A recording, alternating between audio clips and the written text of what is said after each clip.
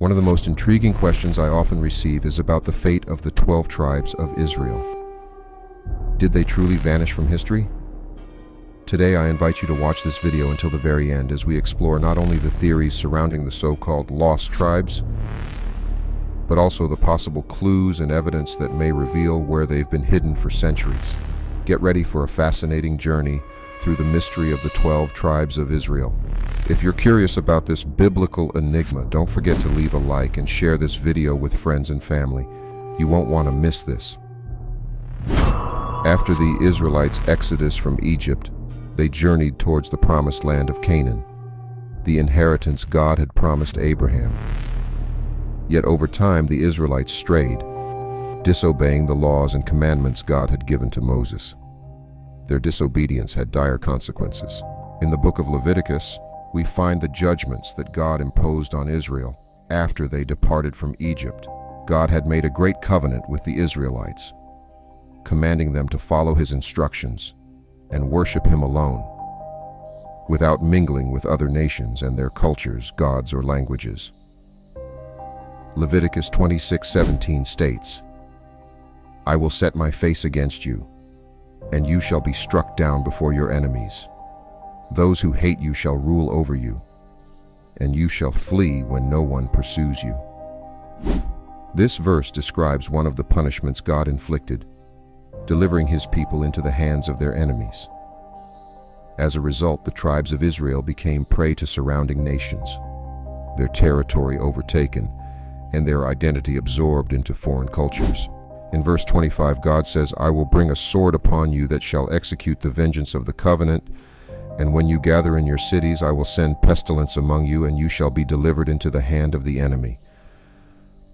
When the tribes of Israel abandoned their covenant with God, turning to idolatry, God handed them over to rival nations that sought to conquer them.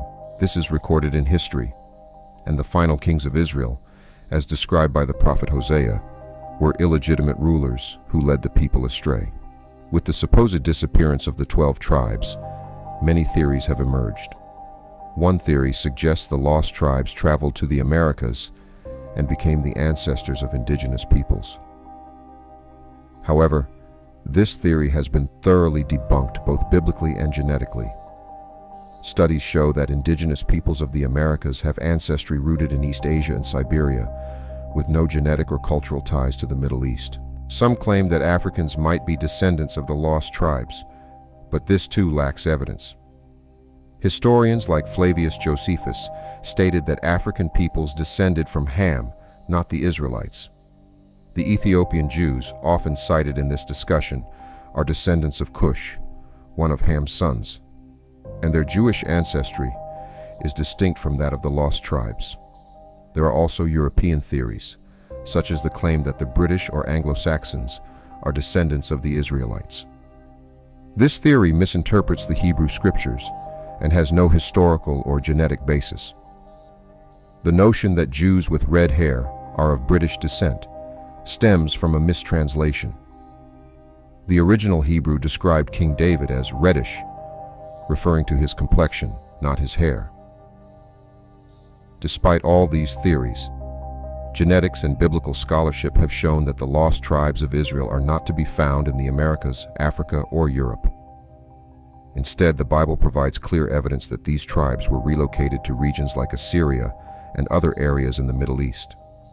In 2 Kings chapter 17, verse 6, we read, "In the 9th year of Hoshea, the king of Assyria captured Samaria and deported the Israelites to Assyria.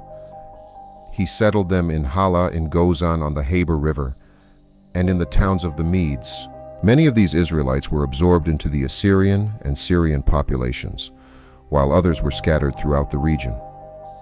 Over time, these tribes became part of a melting pot of cultures, with subsequent conquests by the Babylonians, Persians, Greeks, Romans, and eventually the Arabs. But what about the New Testament? Did the tribes of Israel completely disappear by that time?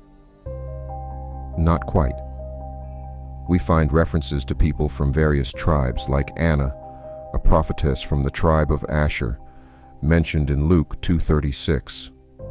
The Apostle Paul, from the tribe of Benjamin, also represents another example, These instances suggest that some members of the tribes survived and continue to play significant roles in biblical history. Many people today wonder whether these tribes will be rediscovered and saved. The New Testament teaches that through Jesus Christ, a new Israel was born, one that encompasses all believers. As Paul writes, "In Christ there is no Jew or Greek." God's plan of salvation is for all humanity, not just the descendants of the 12 tribes. As we continue this journey, remember that God's purpose extends beyond one ethnicity or nation. His promise of salvation is available to everyone who accepts Christ, regardless of their heritage. Thank you for watching. Don't forget to like, share, and subscribe for more insights into the Bible's greatest mysteries. May God bless you, and I'll see you soon on our next adventure into the Scriptures.